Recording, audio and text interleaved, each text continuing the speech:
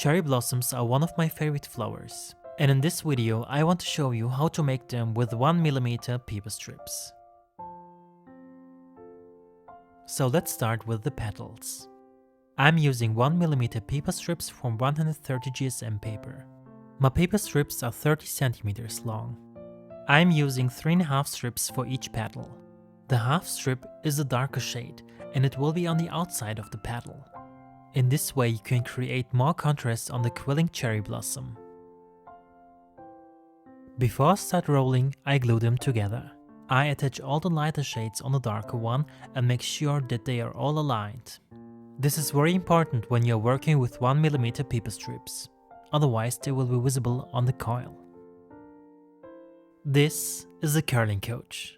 Believe me or not, I haven't used this quilling tool before. I find it very handy when it comes to quilling with 1mm paper strips, especially if you're totally new to quilling with 1mm paper strips like me. But I want to talk about my experience in another video. Just let me know it if you want to see it and I will share the link in the comments. And now back to the cherry blossom.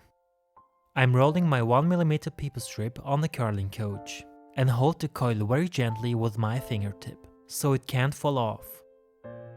I don't rush on this part and roll my paper strip very carefully and slowly, cause if I do a little mistake, it can easily fall off and I have to start right from the beginning, and believe me, this could be very annoying. After I reach the end, I remove my slotted quilling tool very carefully and glue the end of the paper strip before I take the coil from the curling coach. Tweezers can be very handy on this part.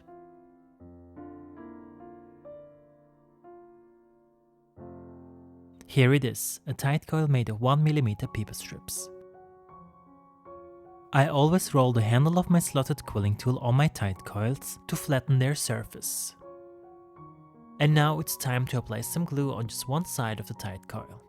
This step is very important if you're quilling with 1mm paper strips, otherwise you can't really shape them. I'm also using my finger instead of a brush to get a very thin layer of glue on my tight coil.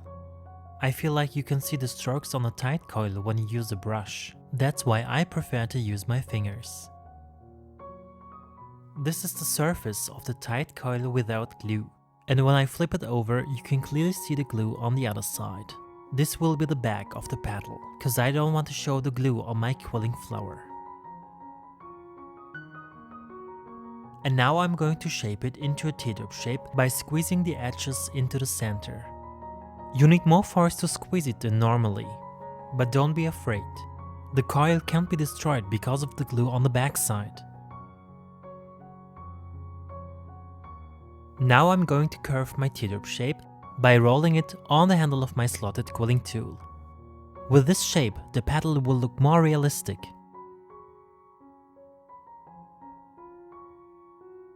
In the next step, I'm sharpening the petal by squeezing the peak with my fingers.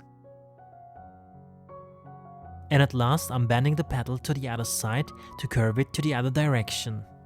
You can't do the same shaping on a coil which is made of a wider paper strip. And this is what I love about quilling with 1mm paper strips. I'm going to make the cherry blossom now. Therefore I have prepared 5 of these petals. I'm applying some glue on the peak of every petal and let them aside. Here is a little tip. Don't try to attach them to each other before you put some glue on every petal, because it will be easier to adjust the petals at the end. And that's what I'm doing here. I'm attaching all the petals to each other now. You have to pay attention that they are placed symmetrical. And there must be a little space in the center of the quilling flower.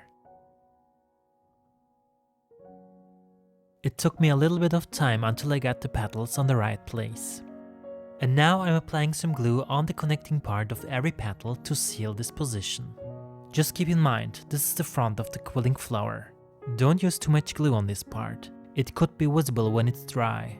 I will let this quilling flower aside and let it dry totally.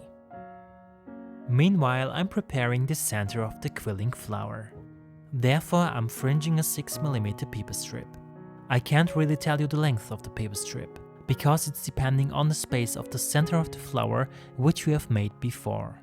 The only thing I can recommend you is to make a long fringing paper strip and tear off the end until it fits perfectly to the center of the flower. So you have to try until you get the right size.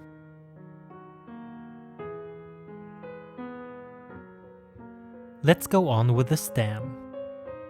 I'm making a tight coil by rolling a 3mm paper strip which has a total length of 30 centimeters. This tight coil will be the basement for the petals of the cherry blossom. Here I'm going to use a pen to make a dome shape out of the tight coil. Pay attention, don't make a flat dome shape. It has to be big enough to hide the wire in it. And here comes the floral wire. I'm going to use approximately 10 centimeters of it. Before I can attach the wire to the dome shape, I have to make a little loop on one end like this. This loop will be inside of the dome shape and it will be like a little anchor. The center hole of the dome shape is perfect to stick the wire through it. I'm also filling the inside of the dome shape with glue. And after that, I put it aside and let it dry. Now let me show you how to make the leaves. I'm cutting out many leaves in different sizes like this from a 300 GSM paper. The stem of the leaf is very important, please don't forget it, and try to cut it out very thin. In the next step I'm drawing the veins of both sides of the leaf with a green marker. This will give a little more contrast to the leaf. And after that, I'm going to curl it on the handle of my slotted quilling tool.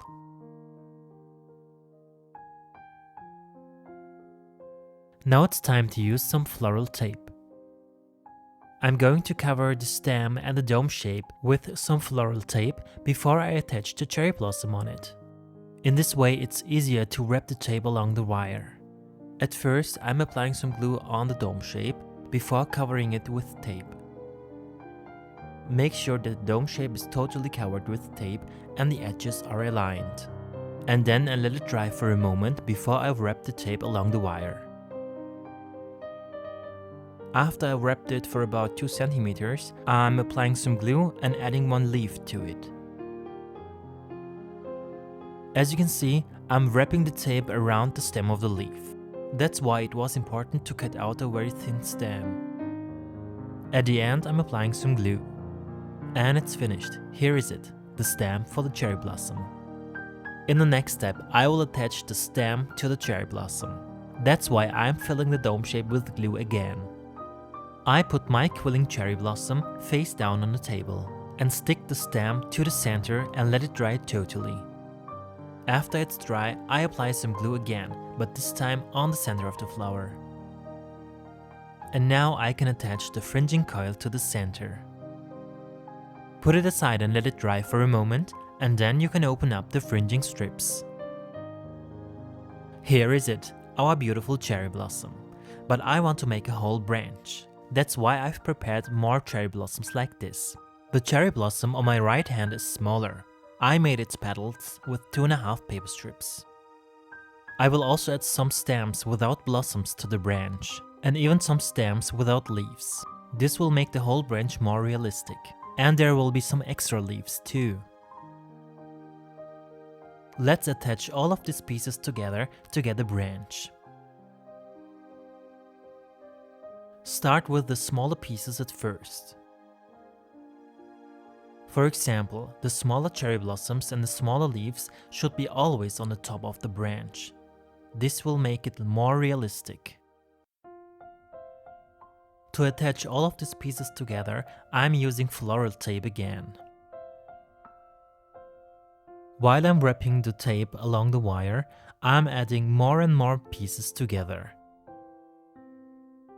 You can add all of these pieces in any order you want, but keep in mind the smaller pieces should be on the top. Don't forget to add some of these extra leaves. And when I come to the end, I apply some glue on the tape to seal it. Here it is, the completed branch. In the final step, I'm banding all the blossoms and stems to bring them in position. I'm also going to add another one to make it bigger. I hope you liked this video and it was helpful for you. Quilling with 1mm paper strips was a lot of fun for me. It was my first time. If you're interested in more quilling tutorial videos with 1mm paper strips, just let me know it in the comments. And for now, I can recommend watching the next video right here. Thank you for watching and happy quilling!